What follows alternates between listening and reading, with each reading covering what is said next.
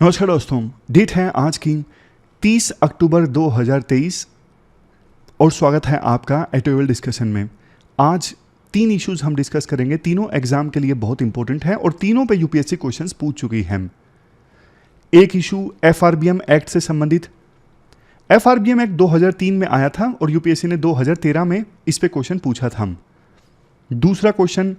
दूसरा issue speaker से संबंधित। ये द हिंदू का ये आर्टिकल है, स्पीकर के रोल से संबंधित। स्पीकर इम्पार्शियल होके काम नहीं करते।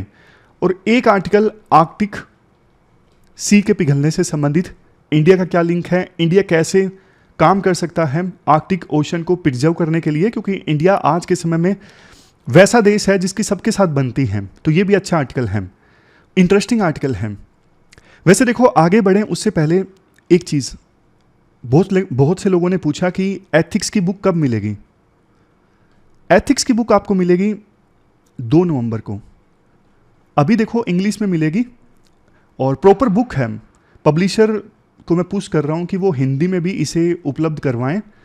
तो पब्लिशर ने थोड़ा समय मांगा है कि हम चाहते हैं कि अच्छे वाली हिंदी हो, ट्रांसलेटेड वाली हिंदी ना हो, तो उस पर काम चल रहा है। हिंदी के अलावा और किसी रीजनल लैंग्वेज में बुक पब्लिश करने का कोई प्लान नहीं है। क्या पीडीएफ पेड होगी? अरे नहीं यार, मतलब फ्री है बिल्कुल, और काफ़ी मेहनत की है। लेकिन इसका मतलब ये नहीं, आप जज कीजिए, आप कंटेंट को देखिए। आपको लगता है कि एग्ज़ाम में फ़ायदा होगा तो बढ़िया है, आपको लगे फ़ायदा नहीं होगा तो फेंक दीजिए, मतलब साइड में रख दीजिए, मत पढ़िए। एग्ज़ाम क्लियर करने से मतलब है, वही होना चाहिए, इसके अलावा और कुछ नहीं। चलिए अब डिस्कशन स्टार्ट करते हैं। इसके बाद नेक्स्ट आर्टिकल हाउस में स्पीकर के रोल से संबंधित है। आप जीएस पेपर सेकंड के इस टॉपिक से आर्टिकल को रिलेट कर सकते हो। एक लाइन आप ध्यान से सुनिए। इस कोर्ट के ऑर्डर को पालन किया जाना चाहिए। मैं कोर्ट की डिग्निटी को लेकर कंसर्न हूं। फिर से सुनिए, इस कोर्ट के आदेश का पालन होना चाहिए। मैं कोर्ट की डिग्निटी को लेकर कंसर्न हूं। ऐसा नहीं है ये लाइन किसी लोकल कोर्ट के जज ने बोली, गवर्नमेंट सर्वेंट के अगेंस्ट नहीं। ये लाइन बोली गई चीफ जस्टिस ऑफ इंडिया के द्वारा। किस केस में? महाराष्ट्र स्टेट असेंबली में ना, स्पीकर के पास 12 एमएलए की डिस्क्वालिफिकेशन को लेके फाइल पेंडिंग है जुलाई 2022 से लेके अभी तक। लेकिन ना महाराष्ट्र के स्टेट असेंबली में जो स्पीकर है ना, उन्होंने इस पे फैसला नहीं लिया है। अक्सर ऐसा होता है कि रूलिंग पार्टी या फिर रूलिंग अलायंस के जो स्पीकर होते हैं ना, वो जानबूझ के ये डिस्क्वालिफिकेशन संबंधित पिटीशंस पेंडिंग रखते हैं, उस पर फैसला नहीं लेते। क्योंकि ये जो अगर इस पे वो फैसला ले तो उन्हें रूलिंग अलायंस के एमएलएस को ही डिस्क्वालीफाई करना पड़ता है, और स्पीकर भी रूलिंग अलायंस रूलिंग पार्टी से होते हैं, इसलिए वो इस पिटीशन पे फैसला नहीं लेते। और इस केस में भी ऐसा ही है। कायदे से देखो, प्रिजाइडिंग ऑफिसर का काम होता है निष्पक्ष होकर काम करना, इम्पार्शियल होके। लेकिन ये सिर्फ आइडियल चीज अब रह गई है। अगर हम बात करें कि स्पीकर का जो पद है कैसे ओरिजिनेट हुआ, देखो इतिहास में 17वीं सेंचुरी तक हाउस में स्पीकर का काम सिर्फ क्राउन यानी किंग के एजेंट के तौर पे हुआ करता था। होता यह था मेडिवल ब्रिटेन में, वहां पे उस समय जो हाउस ऑफ कॉमन्स हुआ करता था यानी लोकसभा, वहां पे ना स्पीकर के जो पोस्ट होती थी ना, वो किंग के स्पोक्स पर्सन के तौर पे होती थी। मतलब स्पीकर एक प्रकार से ना मीडिएशन का काम करते थे किंग और लोकसभा के बीच में, यानी हाउस ऑफ कॉमन्स के बीच में। लेकिन धीरे धीरे स्पीकर का रोल चेंज हुआ। मिड ऑफ 19वीं सेंचुरी यानी 1850 के आसपास स्पीकर ने ना हाउस में इम्पार्शियल होकर काम करना स्टार्ट किया। और हमने ये प्रथा ब्रिटेन से ही ली है, ब्रिटेन ने हम पे रूल किया था। तो स्पीकर का रोल कायदे से जैसा ब्रिटेन के हाउस ऑफ कॉमन में या दूसरी जगहों पर है, हमारे यहाँ पर भी ना स्पीकर का रोल वैसा ही होना चाहिए। लेकिन ऐसा नहीं है। देखो हाउस में मेंबर्स को, जैसे एमएलएज या फिर एमपीज को ना बहुत सारे राइट्स, बहुत सारे प्रिविलेजेस मिलते हैं ताकि वो अपना काम ठीक से कर सकें। और ना स्पीकर कस्टोडियन होते हैं। कस्टोडियन मतलब एमएलएज और एमपीज अपने राइट्स और प्रिविलेजेस का ठीक से इस्तेमाल कर सकें। इसके कस्टोडियन कौन होते हैं? स्पीकर। स्पीकर का काम सिर्फ इतना नहीं होता कि हाउस में डेकोरम को मेंटेन करके रखना। पक्ष और विपक्ष के लोग आपस में लड़ जाते हैं, माइक फेंक के मारते हैं, एक दूसरे के कुर्ते फाड़ देते हैं। इन सब चीजों को रोकना सिर्फ स्पीकर का काम नहीं होता, और भी बहुत काम होते हैं, जैसे ये सर्टिफाई करना कि बिल मनी बिल है क्या नहीं है, और अगर किसी बिल को मनी बिल करार दिया जाए तो आपको पता है फिर राज्यसभा में मनी बिल से संबंधित पावर्स काफ़ी लिमिटेड होती हैं, ज़्यादा पावर्स मनी बिल से संबंधित लोकसभा के पास में हैं। इसके अलावा 10th शेड्यूल के अंदर जो डिस्क्वालिफिकेशन पिटीशन होती है उनको भी डिसाइड स्पीकर के द्वारा किया जाता है। 10th शेड्यूल के अंदर जैसे महेश है, महेश ने चुनाव लड़ा बीजेपी की टिकट पे, लेकिन महेश कांग्रेस में शामिल हो गया चुनाव लड़ने के 1 साल बाद, जीतने के 1 साल बाद, तो फिर कायदे से 10th शेड्यूल के अंदर महेश को डिस्क्वालीफाई किया जा सकता है। बट स्पीकर चूंकि रूलिंग पार्टी के हैं, बीजेपी के हैं, तो वो उस पिटीशन को लटका के रखते हैं, उस पर डिसीजन नहीं लेते। राइटर कहते हैं अक्सर देखो ऐसा भी देखा गया है, चूंकि स्पीकर रूलिंग पार्टी से संबंध रखते हैं तो हाउस का डेकोरम जब मेंटेन किया जाता है ना, तो रूलिंग पार्टी के खिलाफ, रूलिंग पार्टी के मेंबर्स के खिलाफ एक्शन नहीं लिया जाता। बात देखो यहां पे किसी एक पार्टी की नहीं है, कांग्रेस के समय भी ऐसा ही होता था और बीजेपी के समय भी ऐसा ही होता है। जो रूलिंग पार्टी के स्पीकर होते हैं ना, वो रूलिंग पार्टी के मेंबर्स के प्रति तो सॉफ्ट होते हैं, लेकिन जो अपोजिशन के मेंबर्स थोड़ा सा भी खिलाफ बोल देना तो उनको सस्पेंड कर दिया जाता है, 1 सेशन के लिए, 2 सेशन के लिए, ऐसा चलता है। मतलब निष्पक्ष होकर काम नहीं करते स्पीकर। इसके अलावा स्पीकर को ना किसी भी बिल को पार्लियामेंट्री स्टैंडिंग कमेटी के पास में भेजने की पावर होती है। कायदे से इंपॉर्टेंट बिल्स को पार्लियामेंट्री स्टैंडिंग कमेटी के पास भेजा जाना चाहिए ताकि और अच्छे से छानबीन हो सके और मजबूती से बिल बन सके। लेकिन पिछले कुछ समय में ऐसा हो रहा है कि स्पीकर के द्वारा ना बहुत कम बिल्स को पार्लियामेंट्री स्टैंडिंग कमेटी के पास में भेजा जा रहा है। जैसे 2004 से लेकर 14 के बीच में मोर देन 60% बिल्स को पार्लियामेंट्री स्टैंडिंग कमेटीज के पास भेजा गया और 2014 से लेकर 23 के बीच में 25% बिल्स को। इसके बाद राइटर कहते हैं देखो सबसे इंपॉर्टेंट इशू तो डिस्क्वालिफिकेशन संबंधित पिटीशंस को डिसाइड करना ही है स्पीकर के द्वारा, क्योंकि ये वो चीज़ है जिससे कोई इलेक्टेड गवर्नमेंट डिस्टेबल हो सकती है, मतलब चुनी हुई सरकार गिर भी सकती है। और कई बार ऐसा भी होता है कि चुनी हुई सरकार गिरनी चाहिए लेकिन वो गिरती नहीं है क्योंकि स्पीकर जल्दी से पिटीशंस का निपटारा करते नहीं हैं। कि हो तो होलोहान केस है 1992 का। इस केस में ना माइनॉरिटी जजेस के द्वारा ये बोला गया, माइनॉरिटी जजेस मतलब जैसे 5 जजेस की बेंच थी, तो मेजोरिटी जजेस ने कुछ और बोला, माइनॉरिटी जजेस यानी 2 जजेस ने कुछ और बोला। तो माइनॉरिटी जजेस ने ना ये ओपिनियन दिया कि स्पीकर के पास जो ये पावर है ना डिस्क्वालिफिकेशन संबंधित पिटीशन को डिसाइड करने की, ये पावर तो इनके पास नहीं होनी चाहिए, गलत है, नहीं होनी चाहिए स्पीकर के पास ऐसी पावर, क्योंकि ये बेसिक डेमोक्रेटिक प्रिंसिपल्स के अगेंस्ट हैं। स्पीकर चूंकि रूलिंग पार्टी से होते हैं, वो निष्पक्ष होकर इन पिटीशंस को डिसाइड नहीं करते हैं। इवन 2020 का एक और केस है, Keisham Meghachandra Singh versus the honourable speaker Manipur. इस केस में सुप्रीम कोर्ट ने यह रेकमेंड किया पार्लियामेंट को कि ना ये जो पावर है ना डिस्क्वालिफिकेशन संबंधित पिटीशंस को डिसाइड करने की, ये एक इंडिपेंडेंट ट्रिब्यूनल के पास होनी चाहिए जिसको हेड करें कोई जज, ना कि स्पीकर के पास ये पावर होनी चाहिए। अभी देखो महाराष्ट्र असेंबली में जो स्पीकर हैं, पिछले 1 साल से वो डिस्क्वालिफिकेशन संबंधित पिटीशंस पर बैठे हैं, उन्होंने कोई फैसला नहीं लिया है। इवन कोर्ट ने ऑर्डर दिया भैया डिसाइड कर लो, आप कर लो, लेकिन वो कोर्ट की बात भी मानने को तैयार नहीं है।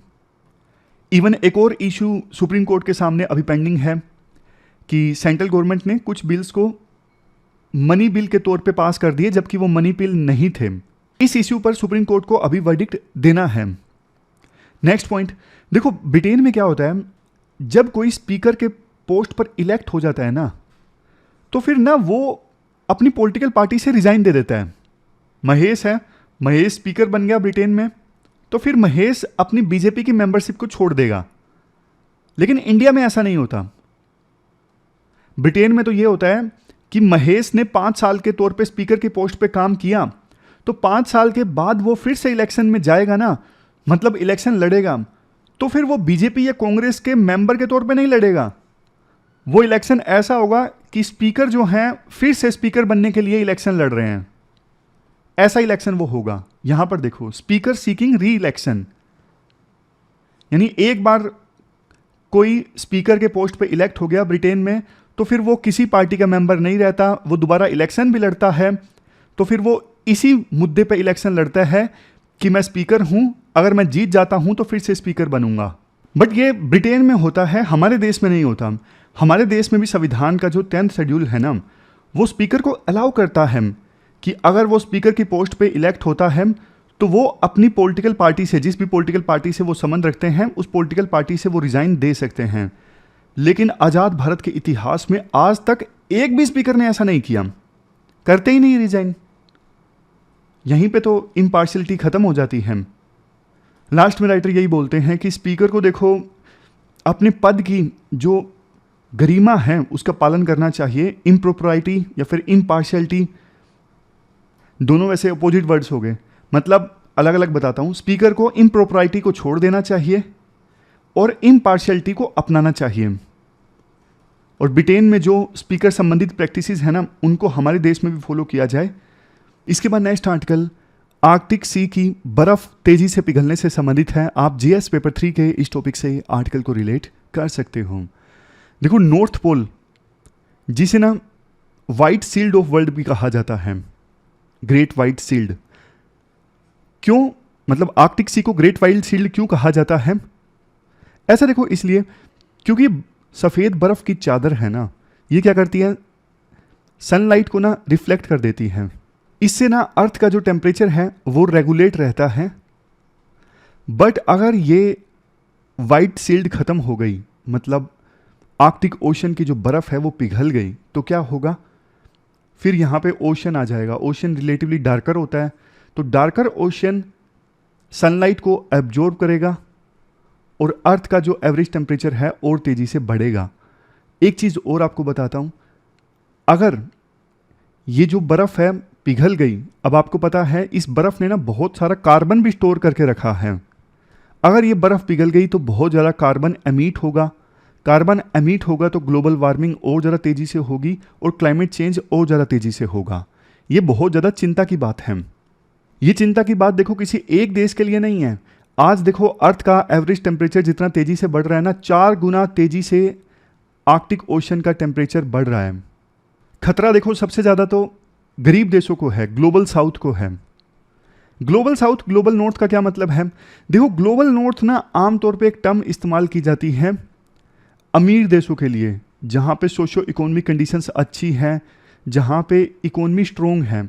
अब ज़्यादातर ये देश आपको पता है यूरोप के ही हैं, यूरोप, यूएसए, ये सारे देश ही ऐसे हैं जो ग्लोबल नॉर्थ में आते हैं, जहाँ पे सोशो इकोनॉमिक कंडीशंस अच्छी हैं, इकोनॉमी अमीर है।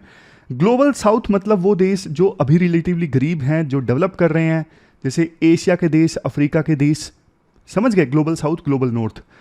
तो ना अगर देखो आर्कटिक सी में बर्फ़ पिघलती है, क्लाइमेट चेंज होता है, तो इसका असर ज़्यादा तो ग्लोबल साउथ को ही देखने को मिलेगा। जैसे एक कोरिलेशन है, स्टडी शो करती है, कोरिलेशन है आर्कटिक सी में आइस का मेल्ट होना और दूसरी तरफ इंडिया के समर मानसून में एक्सट्रीम रेनफॉल इवेंट्स का आना, दोनों के बीच में एक कोरिलेशन है। और आपको पता है मानसून तो हमारे देश की इकोनॉमी के लिए कितना ज़्यादा इंपॉर्टेंट है। मानसून थोड़ा भी ऊपर नीचे होता है, ऊपर नीचे दोनों की बात कर रहा हूँ मैं, या तो बारिश नहीं आई या फिर बहुत ज़्यादा आ गई, तो ना लाइफलाइन टाइप है मानसून। तो न जाने कितने किसानों पर असर पड़ता है, उनकी जीवन याचिका पर असर पड़ता है, फूड सिक्योरिटी जो है वो खतरे में आ जाती है। यहाँ पर देखो, monsoon is crucial to agriculture and livelihood, making 80% of South Asia rainfall. और ये तो सिर्फ एक एग्जाम्पल है, न जाने कितने ऐसे एग्जाम्पल्स हैं कि क्लाइमेट चेंज का जो सबसे बुरा असर है वो गरीब देशों पे पड़ता है। वर्ल्ड में अलग अलग रीजन्स देखो, अलग अलग रीजन्स का क्लाइमेट इतना इंटरकनेक्टेड है, एक रीजन में कुछ होता है उसका असर दूसरे रीजन में देखने को मिलता है। लेकिन देखो दिक्कत ये है, आर्कटिक सी में ना कॉमर्शियल एक्टिविटीज़ काफ़ी तेज़ी से इंक्रीज हो रही हैं। जैसे रशिया देखिए, आर्कटिक सी का 53% जो कोस्ट लाइन है ना, वो तो रशिया ही कवर करता है। और रशिया ना आर्कटिक सी में भयंकर रिसोर्सेज डाल रहा है दो चीज़ों के लिए। एक तो वहाँ पे रिसोर्स काफ़ी ज़्यादा हैं नीचे, ऑयल गैस, उन सबको एक्सप्लोर करने के लिए। और दूसरा, रशिया ना ट्रांसपोर्ट चैनल के तौर पे यूज़ करना चाहता है। यहाँ पर देखो, ये नॉर्दर्न सी रूट है ना, ये आर्कटिक सी से होके गुजरता है। अब रशिया का इस रूट पे बहुत ज़्यादा जोर है। यहाँ से अब शिप्स बहुत ज़्यादा जाएंगे तो पोल्यूशन होगा तो आपको पता है जब एमिशन होता है तो ब्लैक पार्टिकल्स रिलीज होते हैं, वो बर्फ़ पे जाके जम जाएंगे, ब्लैक होते हैं वो, तो सूर्य की किरणें और ज़्यादा तेज़ी से एब्जॉर्ब होंगी ब्लैक पार्टिकल्स में, बर्फ़ और ज़्यादा तेज़ी से पिघलेगी। समझ गए? मतलब रशिया इन सब चीज़ों पे ध्यान नहीं दे रहा है। रशिया सिर्फ इन्वेस्टमेंट कर रहा है, रशिया सिर्फ एक्सप्लोइट करना चाहता है आर्कटिक सी को, लेकिन क्लाइमेट प्रिजर्वेशन के तौर पे रशिया सोच नहीं रहा है कि जो मैं कर रहा हूँ इससे नुकसान क्या होगा। बात सिर्फ देखो रशिया की नहीं है, इवन दूसरे आर्कटिक कंट्रीज, मतलब दूसरे देश जिनका आर्कटिक सी में कोस्ट लगता है, वो भी अपने अपने हिसाब से यहाँ पर ऑयल एंड गैस एक्सप्लोर करने के लिए प्लानिंग कर रहे हैं या फिर इम्प्लीमेंटेशन भी स्टार्ट कर दिया है। इवन देखो कई सारे बैंक्स ऐसे हैं इन प्रोजेक्ट्स के लिए ना लोन नहीं देते, बावजूद इसके ये सारे देश अपने इन प्रोजेक्ट्स को लेके आगे बढ़ रहे हैं, क्योंकि इन देशों में सरकारों के ऊपर डेवलपमेंटल प्रेशर है, तो वो इसलिए आर्कटिक सी को एक्सप्लोइट करना चाहते हैं। अभी ना एक काउंसिल भी है आर्कटिक सी को प्रोटेक्ट करने के लिए, जिसमें 8 देश हैं। यूपीएससी ने इस पे क्वेश्चन भी पूछा था। US, Russia, Norway, Finland, Sweden, Canada, Denmark, Iceland, ये 8 देश हैं। अब इनकी प्राइमरी जो ऑब्जेक्टिव है वो तो देखो यही है कि आर्कटिक सी को बचाना, यहाँ पे इकोसिस्टम को बचाना। लेकिन रशिया ने यूक्रेन के ऊपर जब इन्वेजन किया ना, तो ये काउंसिल सस्पेंड हो गई। इस काउंसिल के सस्पेंड होने के बाद बल्कि और भी मुश्किल हो गया कि अगर कोई देश गलत काम कर रहा है यहाँ पे तो उसकी अकाउंटेबिलिटी फिक्स करना, उसको रोकना, क्योंकि ये जो काउंसिल है अब सस्पेंड हो चुकी है। वैसे भी देखो इस काउंसिल में ग्लोबल साउथ से तो कोई देश था ही नहीं। इंडिया के पास ऑब्जर्वर स्टेटस जरूर था, लेकिन मेंबर नहीं था इंडिया इस काउंसिल का। अब लास्ट में देखो इंडिया के बारे में अच्छी अच्छी बातें बोली जाती हैं। G20 का समिट इंडिया में ऑर्गेनाइज हुआ था। काफ़ी डिफिकल्ट इश्यूज पे इंडिया ने सहमति बनाई, जो कि बनना बहुत मुश्किल था। ऐसा लग रहा था, पहले तो बोला जा रहा था कि डिक्लेरेशन कोई साइन ही नहीं होगा, पहली बार ऐसा होगा कि G20 के किसी समिट में कोई जॉइंट डिक्लेरेशन साइन नहीं हुआ या फिर जॉइंट स्टेटमेंट जारी नहीं की गई। लेकिन इंडिया ने बढ़िया डिप्लोमेसी दिखाई, सभी देशों को मनाया और कई सारे इश्यूज पे सहमति बनी।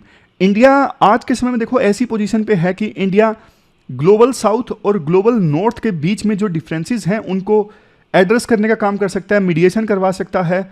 और इंडिया अभी ग्लोबल साउथ की जो आवाज़ है वो भी जोर शोर से उठा रहा है। ग्लोबल साउथ के लीडर के तौर पे इंडिया इमर्ज हुआ है। तो इसलिए ना इंडिया को ये आर्कटिक सी वाला इशू है ना उठाना चाहिए। जैसे नवंबर में G20 की ना एक वर्चुअल मीटिंग ऑर्गेनाइज होगी, वहाँ पे भी इंडिया को ये आर्कटिक सी वाला इशू उठाना चाहिए और अलग अलग प्लेटफॉर्म्स पे भी उठाना चाहिए। इंडिया आज ऐसे मुकाम पे है कि इंडिया ही इस इशू को जोर शोर से उठा सकता है और विभिन्न देशों को राजी कर सकता है आर्कटिक सी को प्रिजर्व करने के लिए। तो ये पूरा आर्टिकल हमने डिस्कस किया आर्कटिक सी से संबंधित। चलते हैं आगे। इसके बाद नेक्स्ट आर्टिकल FRBM एक्ट 2003 से संबंधित है और आप GS पेपर 3 के इस टॉपिक से आर्टिकल को रिलेट कर सकते हो। क्या कंटेस्ट है? देखो ये एक्ट ना 2003 में आया था। किस लिए आया था? ताकि देश की इकोनॉमी की जो फिजिकल सिचुएशन है ना उसे स्टेबल रखा जा सके, उसे कंट्रोल किया जा सके। अगर देखो हमारे देश की इकोनॉमी का फिजिकल डेफिसिट बहुत ज़्यादा बढ़ जाता है, फिजिकल डेफिसिट बहुत ज़्यादा बढ़ जाता है, तो बताइए क्या होगा? फिजिकल डेफिसिट बहुत ज़्यादा बढ़ जाएगा तो सरकार को ना कर्ज लेना पड़ेगा मार्केट से। सरकार कर्ज लेगी तो प्राइवेट कंपनीज के पास में कम ऑप्शंस रहेंगे मार्केट से उधार लेने के लिए। उनको उधार काफ़ी महंगा मिलेगा, ज़्यादा इंटरेस्ट रेट पे मिलेगा। अगर फिजिकल डेफिसिट बहुत ज़्यादा बढ़ गया तो जाहिर तौर पे सरकार को बहुत ज़्यादा कर्ज लेना पड़ेगा, सरकार के ऊपर कर्ज बहुत ज़्यादा बढ़ जाएगा। फिर ऐसा सिचुएशन आ जाएगी कर्ज चुकाने के लिए भी कर्ज लेना पड़ेगा, जैसे श्रीलंका में सिचुएशन आ गई थी। इकोनॉमी में क्राइसिस आ जाएंगे। इकोनॉमी में क्राइसिस आ जाएंगे तो इन्वेस्टर्स रेटिंग डिक्रीज कर देंगे, इन्वेस्टमेंट नहीं आएगी फर्दर, महंगाई काफ़ी ज़्यादा बढ़ जाएगी। वो सारी चीज़ें जो श्रीलंका में हुई। इसलिए ना फिजिकल डेफिसिट को कंट्रोल करना बहुत ज़्यादा ज़रूरी है और उसी के लिए ये एक्ट आया था। FRBM एक्ट 2003 में आया था। इसमें ना ये सारे फीचर्स हैं। Medium term physical policy statement सरकार को रखनी होती है यूनियन बजट के साथ में। Medium term physical policy statement में ना सरकार बताती है कि आने वाले 3 सालों में बजट डेफिसिट कितना होगा।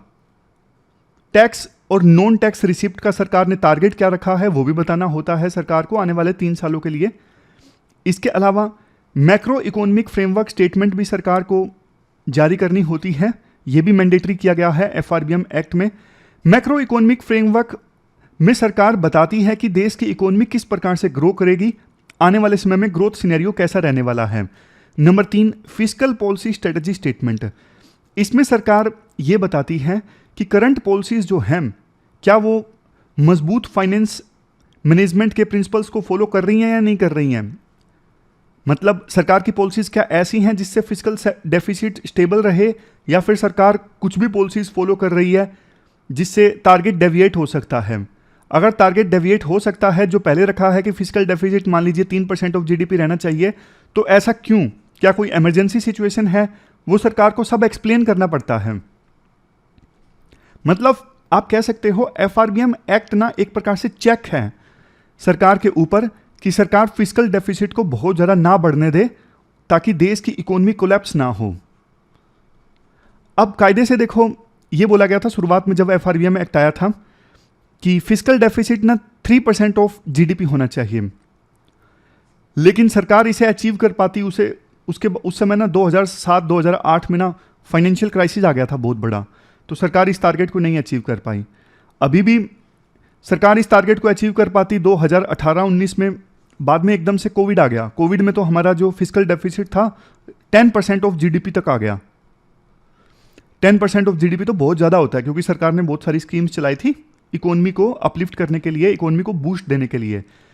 तो अब फाइनली टारगेट ये है कि 2025-26 तक जो हमारा फिस्कल डेफिसिट है वो 4.5% ऑफ जीडीपी होना चाहिए। समझ गए? तो ये सारे प्रोविजंस हैं, बेसिक्स हैं, मैंने आपको क्लियर किए।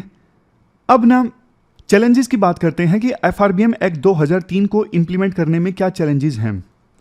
सबसे पहला चैलेंज है रिलायंस ऑन फिक्स टारगेट और नंबर्स। सरकार ना फिक्स टारगेट रखती है, जैसे कि फिस्कल डेफिसिट 2024 में मान लीजिए 5% ऑफ जीडीपी हो गया, फिर अगले फाइनेंशियल ईयर में 4.5% ऑफ जीडीपी होगा। बजाय के फिक्स टारगेट रखने के सरकार को ना रेंज रखनी चाहिए कि 2024 में हमारा टारगेट होगा 4 से 5% के बीच में, ऐसी रेंज। नेक्स्ट है एस्केप क्लास।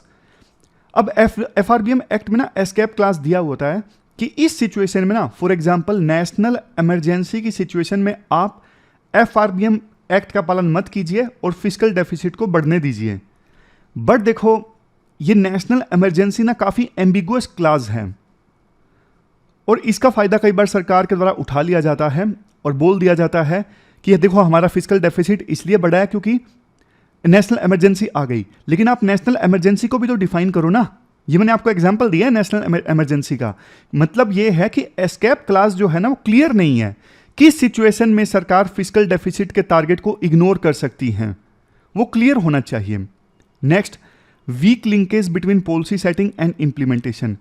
सरकार देखो पॉलिसी तो बड़ी उम्मीद से सेट करती है, लेकिन इम्प्लीमेंटेशन काफ़ी वीक होता है।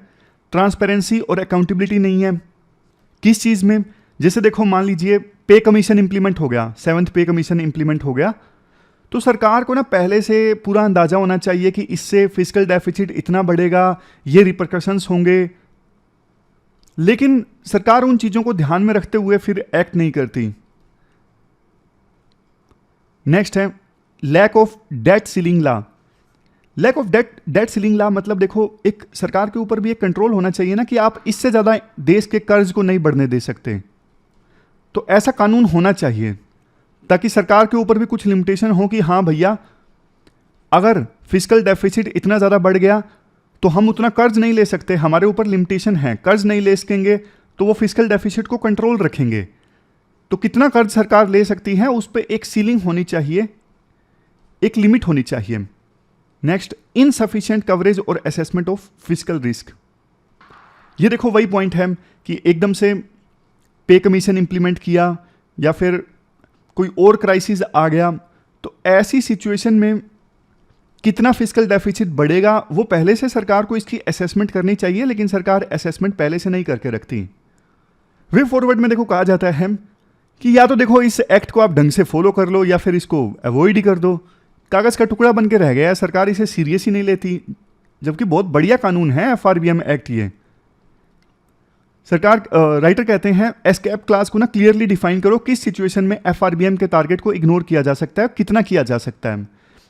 फिस्कल रूल्स का जो इन्फोर्समेंट है उसे आप मजबूत करो, मतलब अकाउंटेबिलिटी सरकार की फिक्स होनी चाहिए। अगर एफआरबीएम एक्ट के टारगेट को इग्नोर किया जाता है तो इसके लिए इंडिपेंडेंट फिस्कल काउंसिल से इस्टेब्लिश की जा सकती हैं ताकि सरकार की अकाउंटेबिलिटी फिक्स हो सके। Fiscal policy and budget process में लिंकेजेस जो हैं वो इंप्रूव होना चाहिए।